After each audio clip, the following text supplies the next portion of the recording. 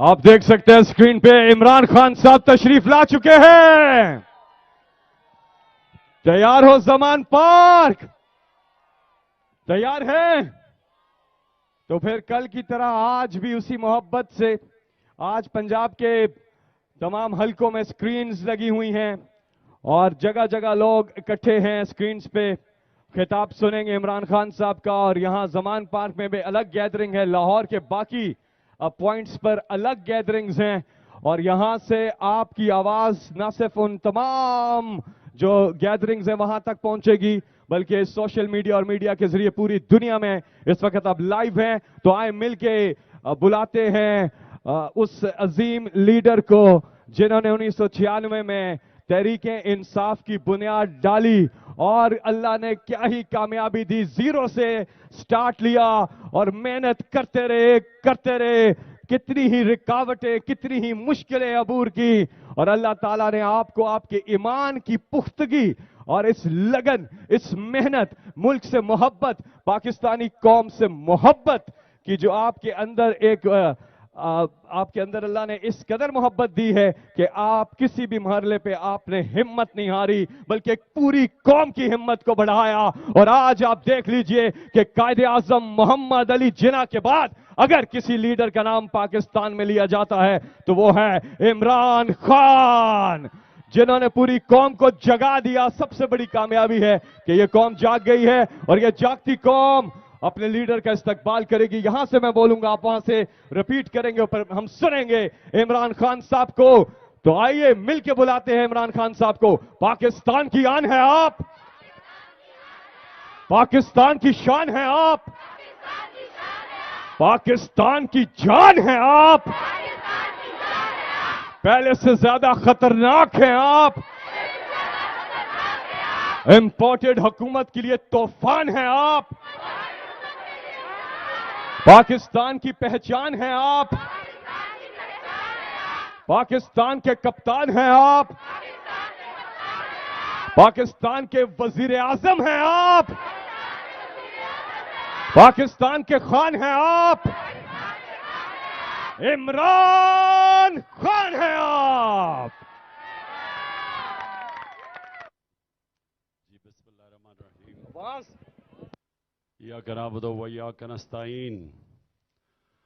आज 27वीं साल गला है, यानी 27 साल पहले हम थोड़े से लोगों ने यहां हॉलीडे इन लाहौर के अंदर अपनी पार्टी को लॉन्च किया और कोई भी ये नहीं समझता था कि ये कभी भी पार्टी कामयाब होगी। तो जो अभी आप सब बैठे हुए हैं और हमारा नौजवान, सबसे ज्यादा तहरीक इंसाफ में हमारे नौजवान हैं, तो आपको पता होना चाहिए कि जब हमने 27 साल पहले पार्टी शुरू की तो ज्यादातर कोई 14 साल तक हमारा मजाक उड़ता रहा था। पहली इलेक्शन हुई 97 में, नई नई पार्टी थी, एक सीट भी नहीं मिली। दूसरी इलेक्शन 2002 में हुई, एक सीट मिली और ज्यादातर लोगों ने समझा कि अब ये पार्टी अब खत्म हो जाएगी और बड़े लोग छोड़ गए। ये भी मैं आपको बता दूं, पहली इलेक्शन में लोग जमा हुए, इलेक्शन हारे, 90% लोग छोड़ गए। दूसरी इलेक्शन हुई, फिर हारे, 95% लोग छोड़ गए। तो थोड़े से लोग रह गए थे हमारे 2002 इलेक्शन के बाद। फिर आहिस्ता आहिस्ता 3-4 साल के बाद फिर पार्टी बनाने की कोशिश की और फिर जब 2008 का इलेक्शन हमने बॉयकॉट किया तो लोगों ने फिर समझा कि अब ये पार्टी खत्म। हमने अपने उस वक्त आजाद अदलिया के लिए इलेक्शन को बॉयकॉट किया और जब एक दफा इलेक्शन से बॉयकॉट करते तो लोग समझते पार्टी खत्म हो जाएगी। लेकिन 2013 में पहली दफा पार्टी ने सीटें ली, पख्तूनख्वा की हुकूमत हमने संभाली और उसके बाद 2018 का इलेक्शन हम जीते। 3.5 साल हमने गवर्नमेंट में गुजारे और पिछला 1 साल, अभी फैसल आप बात कर रहे थे कि ہمارا سب سے مشکل ٹائم کون سا گزرا ہے؟ جو پارٹی پہلا الیکشن ہار جائے اور ایک سیٹ بھی نہ ملے تو اس کا مشکل وقت ادھر سے ہی شروع ہو جاتا تھا، کیونکہ لوگ آپ کے پاس کون آتا ہے کسی پارٹی میں جس کی ایک سیٹ بھی نہیں ہے؟ اس کے بعد دوسرا الیکشن، جب دوسرا الیکشن صرف ایک سیٹ ملی تو لوگوں نے سمجھا کہ اب یہ پارٹی ختم ہو گئی، اور جو کئی ہمارے پارٹی میں آ بھی رہے تھے وہ بھی بھاگ گئے، اور پھر آہستہ آہستہ آہستہ آہستہ جب 2008 میں کوئی ہماری تھوڑی پارٹی بننے لگی ہم نے بوائیک آؤٹ کر دیا، پھر لوگوں نے سمجھا پارٹی ختم ہو گئی ہے، اور پھر 2010 کے بعد ایک عوام کے اندر پہلی دفعہ تحریک انصاف کے نظریے کا شعور آنا شروع ہوا۔ تو میں آج آپ سب اپنے نوجوانوں کو، ہماری خواتین کو جو سارے پاکستان میں یہ دیکھ رہی ہیں، ہماری 27ویں سالگرہ، کہ آہستہ آہستہ لوگوں کو سمجھ آنی شروع ہوئی کہ ہمارا پارٹی بنانے کا مقصد کیا تھا۔ اور پھر 2011 میں جو ایک ہمارا مینار پاکستان کا جلسہ ہوا، وہ سارے پاکستان کے اندر ایک ایسا ہوا کہ کوئی بھی یہ نہیں سمجھ رہا تھا کہ مینار پاکستان ایک پارٹی بھر دے گی۔ یہ یاد رکھیں کہ ابھی تک یہ دونوں بڑی پارٹیز یہ ابھی تک مینار پاکستان نہیں بھر سکی۔ نون لیگ، نواز شریف کہتا ہے ہم پنجاب اور لاہور کی پارٹی ہیں، لیکن نواز شریف آج تک مینار پاکستان میں جلسہ نہیں کر سکا۔ تو جب 2011 میں ہمارا جلسہ ہوا تو وہ پہلی دفعہ پاکستان کے سیاستدان جو تھے، جو زیادہ تر ہمارا مذاق اڑاتے تھے، جن کو الیکٹیبلز کہتے ہیں، ان کو پہلی دفعہ نظر آیا کہ یہ تو عوام اس پارٹی کے ساتھ آ رہی ہے۔ تو پھر ہمارے اندر الیکٹیبلز نے آنا شروع کیا، جن کے حلقے تھے، جو اب تک جکڑے ہوئے تھے دو پارٹیز کے بیچ میں، تو کئی ان میں سے وہ تنگ تھے دو پارٹی سے۔ یہ خاندانی پارٹیز جو دو بنی ہوئی تھی، زرداری بھٹو اور دوسری طرف شریفوں کی، تو لوگ ان سے تنگ آ چکے تھے۔ تو کئی لوگوں نے تب آنا شروع کیا، وہ صرف اس لیے نہیں آ رہے تھے کہ وہ سمجھتے تھے کہ تحریک انصاف جیت ہی نہیں سکتی۔ اور اس کے بعد پھر ہماری ایک اور سٹرگل شروع ہوئی، لیکن جو ہمیں 2013 میں پختونخوا کی حکومت ملی، یہ یاد رکھیں کہ پختونخوا کا ریکارڈ ہے کہ وہ دوسری باری نہیں گورنمنٹ کو دیتے۔ ہم وہ پہلی پارٹی تھی جس نے دوسری باری صرف گورنمنٹ نہیں بنی، 2/3 اکثریت دی پختونخوا کے لوگوں نے۔ اور اس کے بعد 2018 میں ہم الیکشن جیت گئے۔ تو میں پہلے تو یہ بتانا چاہتا ہوں، یہ سب کے لیے میں 2-3 چیزیں آج کہوں گا، اس کے بعد میں آپ کے سوال بھی لیتا رہوں گا، لیکن جو میں آپ سے اصل بات کرنا چاہتا ہوں وہ یہ کہ ہمارے جب 2018 کا ہم الیکشن جیتے تو مسلسل انہوں نے یہ جو چوروں کا جو یہ ٹولہ ہے، انہوں نے کہا جی یہ سلیکٹڈ حکومت ہے، کہ یہ الیکشن میں دھاندلی کی گئی ہے۔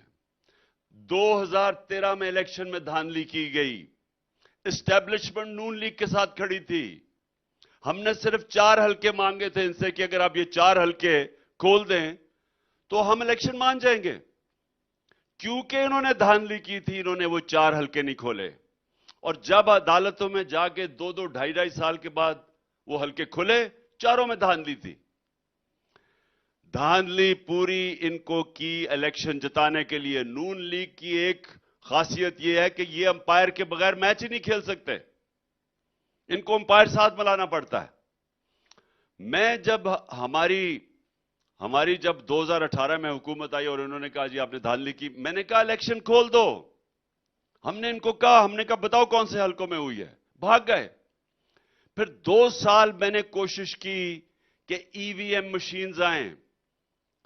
تو تحریک انصاف کے لوگوں یہ سمجھ جاؤ ای وی ایم مشین کا کیا مطلب ہے۔ اگر ای وی ایم مشین آ جاتی 90% دھاندلی ختم ہو جاتی ہے۔ اب آپ وہ دھاندلی کر ہی نہیں سکتے جو آج ہوتی ہے، کیونکہ ईवीएम मशीन का मतलब होता है जैसे इलेक्शन का टाइम खत्म हुआ, बटन दबाया, रिजल्ट आ गया।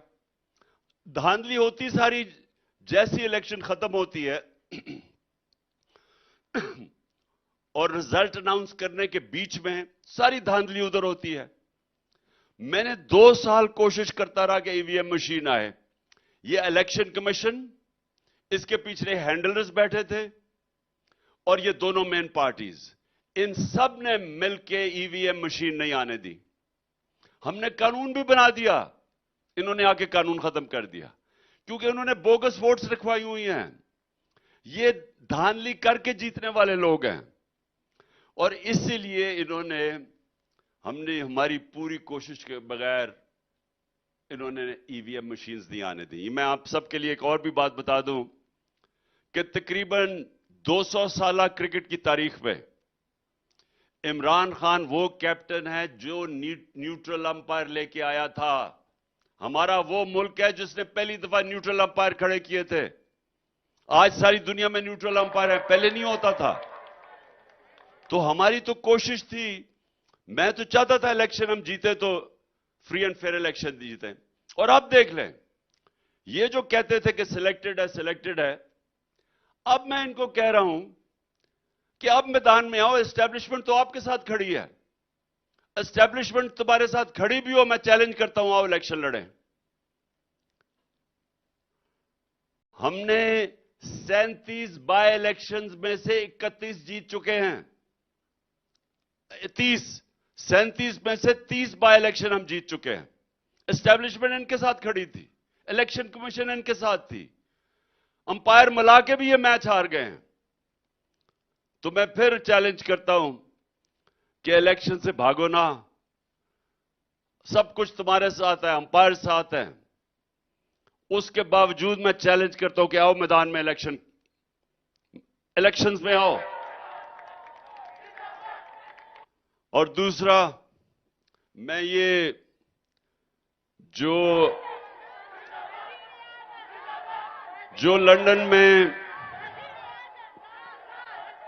जब मुल्क में मुश्किल पड़ती है लंदन भाग जाता है। पहले भी लंदन भाग गया था जब मुशर्रफ के दौर में, जब उसके ऊपर करप्शन केस आया, हुदैबा पेपर मिल, तब बाहर भाग गया। अब फिर जैसे ही इसके ऊपर अदालत ने इसके ऊपर फैसला कर दिया, ये मुजरिम बन गया, सजा याफ्ता बन गया, फिर उसने ड्रामे किए और बॉलीवुड की एक्टिंग करके वो प्लेटलेट्स दिखा के फिर बाहर भाग गया।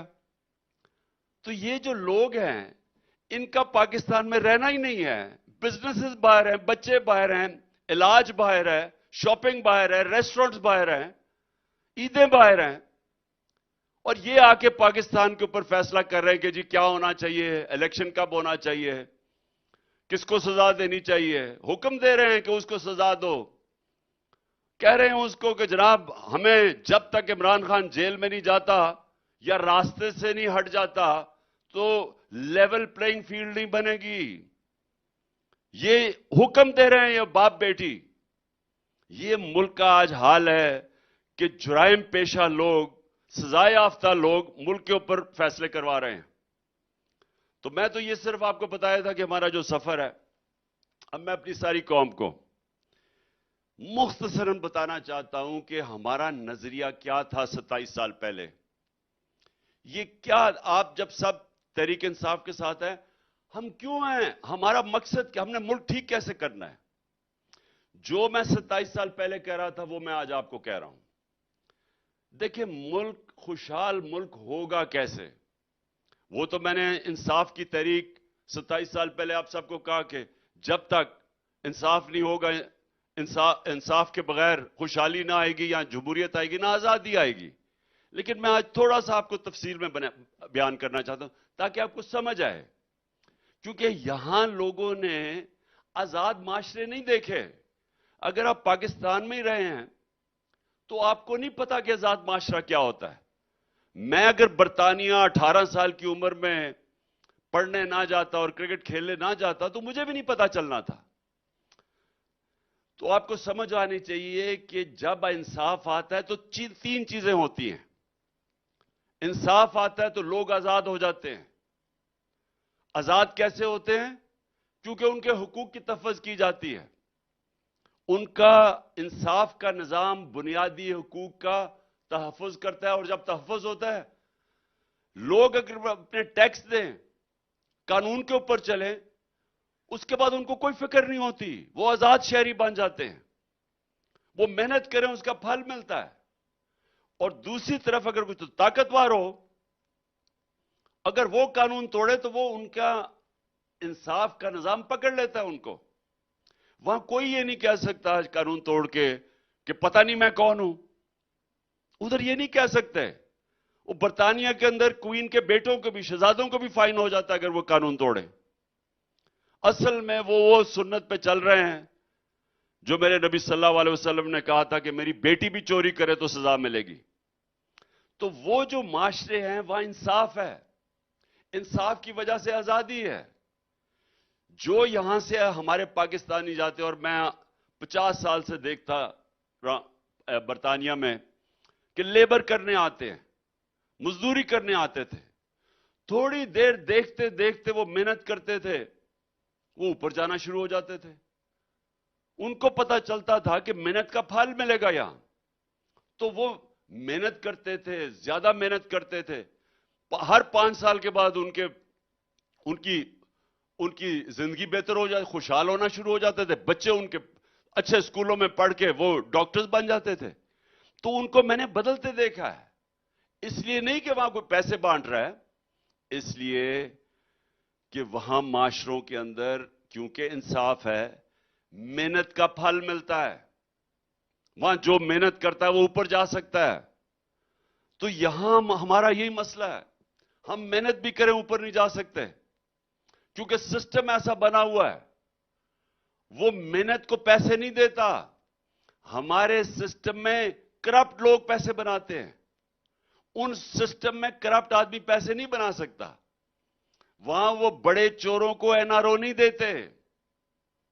اس سسٹم کے اندر سب کو محنت کرنی پڑتی ہے کیونکہ وہاں جو چوری کرے طاقتور یا کمزور اس کو سزا ملتی ہے.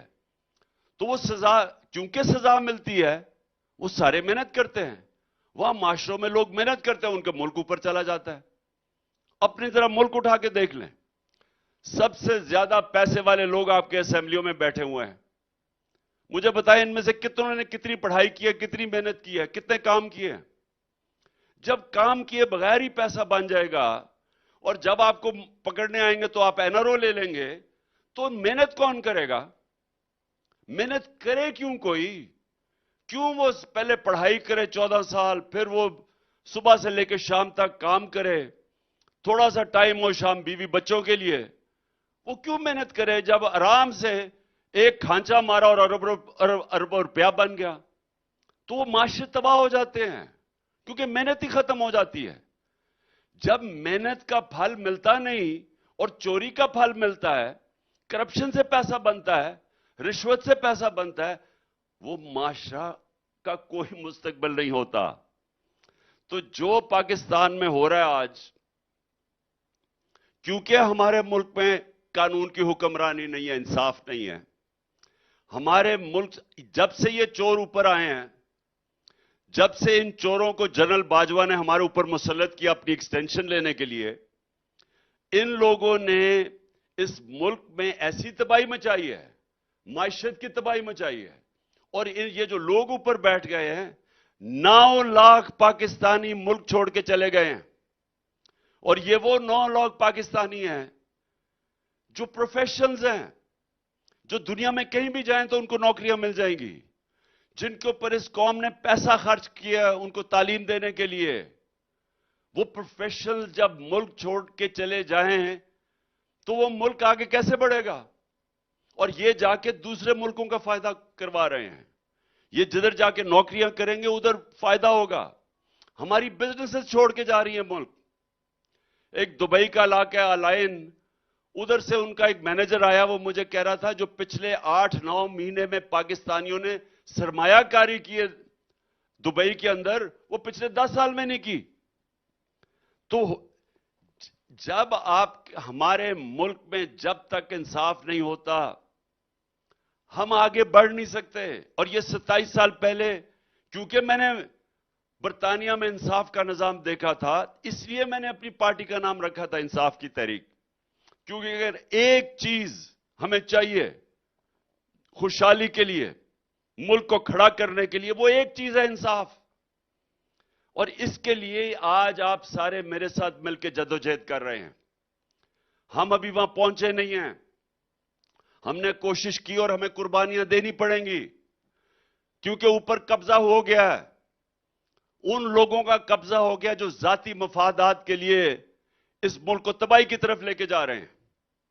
उनके सिर्फ अपने फायदे हैं। ये दो जमातों के हेड है सिर्फ अपने एनआरओ लेने के लिए, क्योंकि 1100 अरब रुपए की इन सारों ने चोरी अपनी माफ करवाई है। उस चोरी को जो माफ करवाया है बचाने के लिए कि कहीं इमरान खान ना आ जाए, तो ये इलेक्शन ही नहीं होने दे रहे। ये आइन को तोड़ने के लिए तैयार हैं। ये चीफ जस्टिस जो जबरदस्त स्टैंड लेके बैठा हुआ है, उसके पीछे पड़े हुए हैं।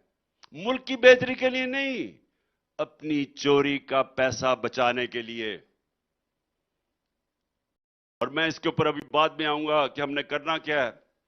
लेकिन एक चीज, मैं दूसरी चीज आपको बताऊं कि आजादी कैसे आती है।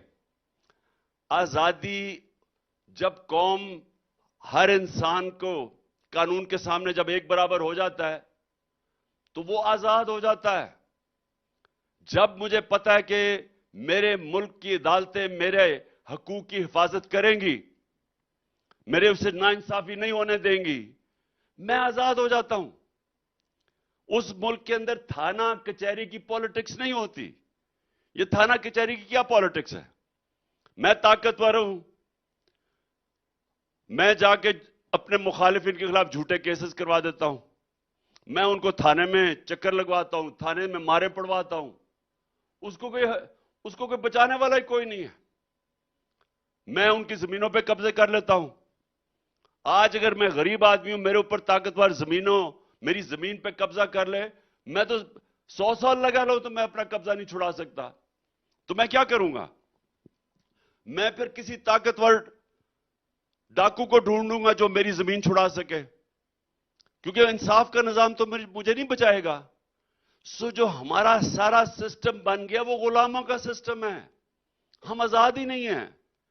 अगर इमरान खान के ऊपर ये 3 ताकतवर लोग अगर वो मुझे कत्ल करने की कोशिश करते हैं और मैं उनके ऊपर एफआईआर नहीं कटवा सकता, जो मेरा हक है, मेरा हक है कि मैं एफआईआर कटवाता। मुझे पता है वो कौन लोग हैं। मुझे पता है एक वो इंटेलिजेंस ऑफिसर की उसकी वजह से कोई हमारी ना पुलिस की जुर्रत थी, किसी की जुर्रत नहीं थी कि हमारी हुकूमत होते हुए पंजाब में कि एफआईआर काटे। और उसके बाद जब वो जॉइंट इन्वेस्टिगेटिंग कमेटी ने काम करना शुरू किया, हमारी पंजाब की गवर्नमेंट होते हुए, वो इतना ताकतवर आदमी थे, इन्होंने खत्म कर दिया, इन्होंने सैबोटाज कर दिया इन्वेस्टिगेशन, क्योंकि इन्होंने पकड़े जाना था।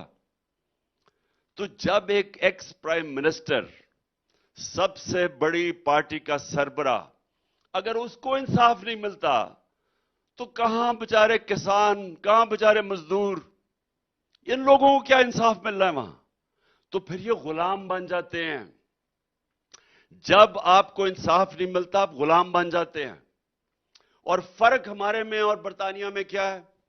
उस माशरे में जिधर इंसाफ है वहां फर्क क्या है? वहां फर्क यह है कि उधर की पुलिस कभी कोई नाजायज गैर कानूनी काम करते हुए डरती है, क्योंकि वो पकड़े जाएंगे। वहां की पुलिस अगर आपके ऊपर झूठी एफआईआर काटती है तो उनको खतरा होता है कि अगर यह साबित हो गया कि झूठी एफआईआर है, हमारे ऊपर कार्रवाई होगी। मेरे ऊपर 145 केसेस कर चुके हैं, 145 केस, 15 क्रिमिनल केस एक दिन में कर चुके हैं, 40 दहशतगर्दी के केस कर चुके हैं। कौन से महजब माशरे में पुलिस की जुर्रत होगी ये करने की? क्योंकि पुलिस पुलिस को खौफ है वहां के इंसाफ के निजाम से। वो आके अदालत में पूछेंगे कि जनाब आपने ये कैसे किया। वो ये नहीं कह सकता कि मुझे ऊपर से हुक्म आया। क्या आपके पुलिस के कानून के अंदर ये आपको इजाजत देता था ये करते हुए? और अगर वो नहीं देता था उसको सजा होनी है। वहां तो ये हाल है। ये तहरीक इंसाफ के कारकुनों जरा गौर से सुने। इंसानों की तो बड़ी दूर की बात है। एक पुलिस वाले को 6 महीने की सजा हुई क्योंकि उसने, जो पुलिस के कुत्ते नहीं होते, जो वो पुलिस कुत्ते लेके फिरती है, उसने कुत्ते को, किसी ने उसको मारते देख लिया छड़ी से, उसको 6 महीने सजा हो गई। उधर ये हालात हैं। वो सिस्टम ये है। वो आजाद लोगों का सिस्टम है। यहां बेचारे लोगों को पकड़ के, हमारे कारकुनों को इन्होंने क्या किया थानों में जाके या जेलों में? हम तो पॉलिटिकल प्रिजनर्स थे।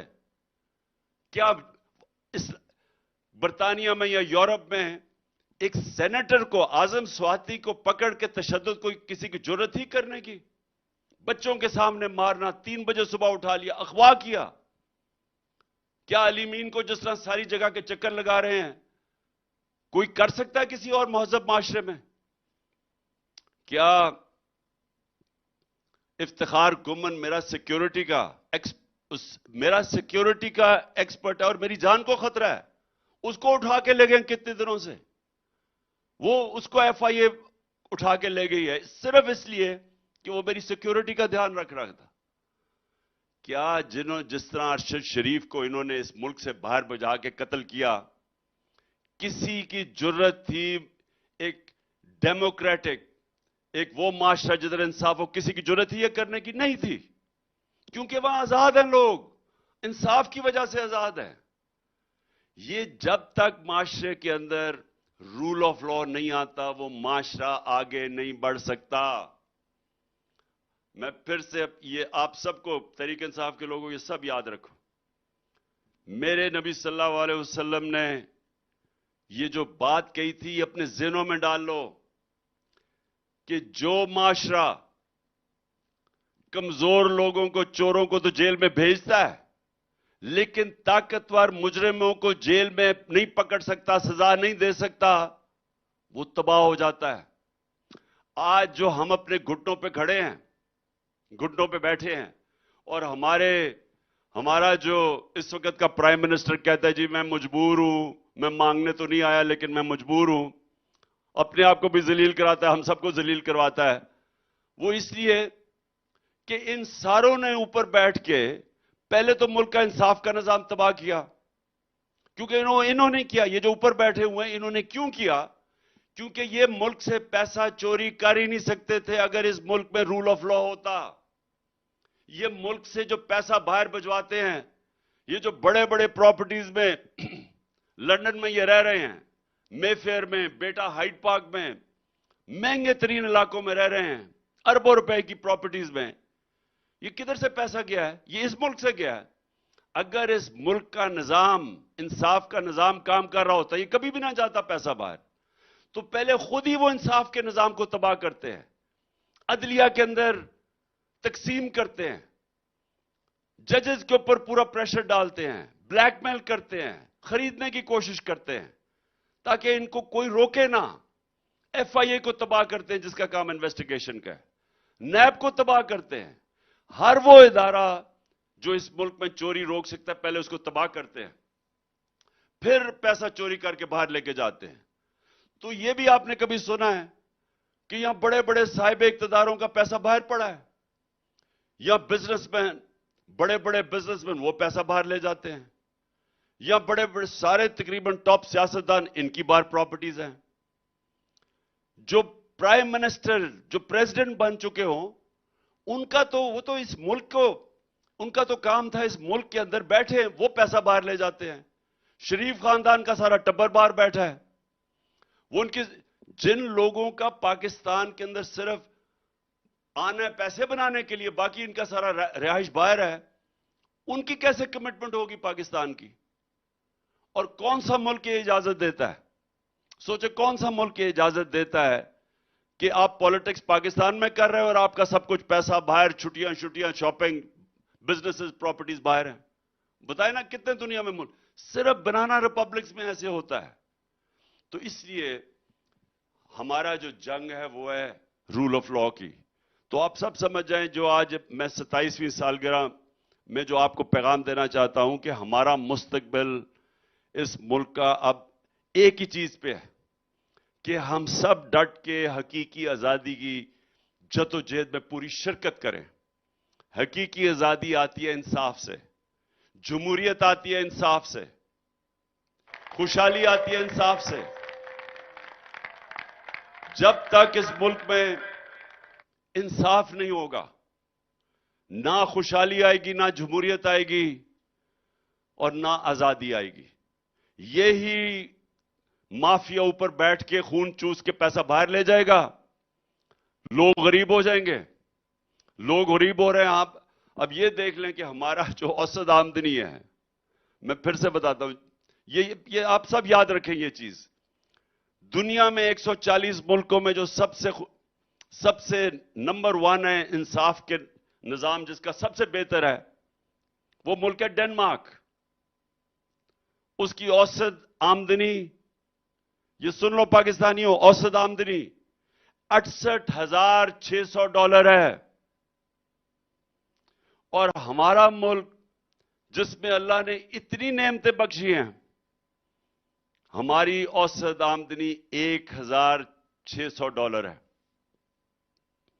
ہم ہیں 140 ملکوں میں سے انصاف کے نظام میں ہمارا نمبر ہے 129. ہم 129 پہ ہیں. اور یہ اگر چور اوپر رہ گئے تو یہ 140 سے بھی آگے نکل جائیں گے. اور وہ جو ملک اوپر ہیں، جدھر انصاف ہے وہاں خوشحالی ہے. تو یہ دونوں ساتھ ملے ہوئے ہیں. آپ اچھے سے اچھا بھی اکانومسٹ لے آئیں پاکستان میں، وہ کبھی اس ملک میں کچھ نہیں کر سکتا جب تک ہم رول آف لا نہیں قائم کرتے. اور آخری بات کہ جس دن ہم نے یہ کر دیا، لوگ کہتے ہیں نا ہم آ کے کیا کریں گے. میں آپ کو آج دعوے سے کہتا ہوں کہ اگر یہ کوئی ملک ٹھیک کر سکتا ہے، اب سوائے تحریک انصاف کے کوئی نہیں کر سکتا. اور یہ کیوں کر سکتی ہے تحریک انصاف؟ یہ اس لیے کر سکتی ہے کہ جو 1 کروڑ اوورسیز پاکستانی جو بیرون ملک پاکستانی باہر بیٹھے ہیں، یہ ہمارا سب سے بڑا اثاثہ ہے. ان کے پاس اتنا پیسہ ہے کہ ہم 1 کروڑ میں سے اگر 5-6 لاکھ 10 لاکھ پاکستانیوں کو پاکستان میں سرمایہ کاری کرنے کے لیے لے آئیں، تو آپ یہ ذہن میں ڈال لیں کہ آپ کو کسی کے سامنے ہاتھ پھیلانے کی ضرورت نہیں پڑے گی. ہمارے پاس اتنا بڑا اثاثہ ہے یہ. لیکن وہ سوال یہ ہے، اب یہ سوال ہے، اچھا آپ میں سے کبھی بھی دبئی جائیں تو ذرا ایک کام کریں جو میں آپ کو کہتا ہوں، یہ پوچھیں. آپ دبئی جائیں اور پاکستانیوں کی دکانوں میں جائیں، کارخانوں میں جائیں، ان سے سوال پوچھیں کہ جی اچھا وہ آپ کو سب، میں یہ بھی آپ کو پیار کرتے ہیں سارے پاکستان سے. جتنے بھی آپ کو دکاندار یا سیاستدار یا سرمایہ کار ملیں گے وہ پاکستان سے پیار کرتے ہیں. لیکن آپ ان سے پوچھیں کہ دیکھیں آپ یا دبئی میں دکان کھولی ہوئی ہے یا فیکٹری لگائی ہوئی ہے، آپ یا دبئی میں لوگوں کو نوکریاں دے رہے ہیں، آپ یہاں پیسہ بنا رہے ہیں، آپ پاکستان میں کیوں نہیں بناتے؟ پاکستان میں لوگوں کو نوکریاں ملیں گی اگر آپ پاکستان میں سرمایہ کاری کریں. تو وہ کیا کہیں گے آپ کو؟ وہ کہیں گے ہم پاکستان سے پیار کرتے ہیں، لیکن مسئلہ یہ ہے کہ جب ہم پاکستان میں اپنا پیسہ لگاتے ہیں تو ہمارے اوپر ہر قسم کی ہمیں رشوت دینی پڑتی ہے. ہر کوئی پیسہ مانگنے آ جاتا ہے، انسپیکٹرز آ جاتے ہیں پیسے رشوت مانگنے، وہ ٹیکس والا آ جاتا ہے، اگر ہم دیانتداری سے ٹیکس دیں وہ ٹیکس دگنا کر دیتا ہے، اور اگر ہم اس کو پیسے دے دیں رشوت تو ہم ٹیکس آدھا بھی دے دیتے ہیں. وہ دبئی میں کہے گا کہ ہم یہاں جب آتے ہیں ہمارے سے وہ لائسنس فی چارج کرتے ہیں، وہ بھی ایک قسم کا ٹیکس ہے. ایک دفعہ ہم ٹیکس دے دیں نہ ہمیں کوئی پوچھتا ہے, کوئی ہمیں تنگ نہیں کرتا, جتنا بھی ہم پیسہ بنائیں ہم بنا سکتے ہیں. ہمیں کسی قسم کی سر درد نہیں ہوتی, کوئی ہمیں آ کے رشوتی مانگتا. اور یہی آپ کو ہر جگہ ملیشیا چلے جائیں, برطانیہ چلے جائیں, کتنی دفعہ بیچارے برطانیہ میں پاکستانیوں نے آ کے پاکستان میں سرمایہ کرنے کی کوشش کی ہے. کیوں نہیں کر سکتے؟ وہ اس سسٹم میں نہیں چل سکتے کیوں؟ کرپشن اتنی زیادہ ہے. کرپشن اتنی زیادہ ہے کیونکہ یہاں انصاف نہیں ہے, رول آف لا نہیں ہے, قانون کی حکمرانی نہیں ہے, تو وہ پھر چھوڑ کے باہر بھاگ جاتے ہیں. تو اتنا پاکستان کے قابل لوگ, بڑے بڑے بزنس مین ملک سے باہر بیٹھے ہوئے ہیں, وہ آتے نہیں ہیں پاکستان میں کیونکہ ان کو اعتماد ہی نہیں ہے ہمارے سسٹم پہ. اور ہم کیوں نہیں سسٹم ٹھیک کر سکتے؟ کیونکہ چور اوپر بیٹھے ہوئے ہیں. یہ چور اوپر بیٹھے ہوئے ہیں, سسٹم ٹھیک نہیں کرنے دیں گے کیونکہ انہوں نے اپنی چوری بچانی ہے, این آر او لینا ہے. یہ آپ کا نظام ٹھیک نہیں ہونے دیتے.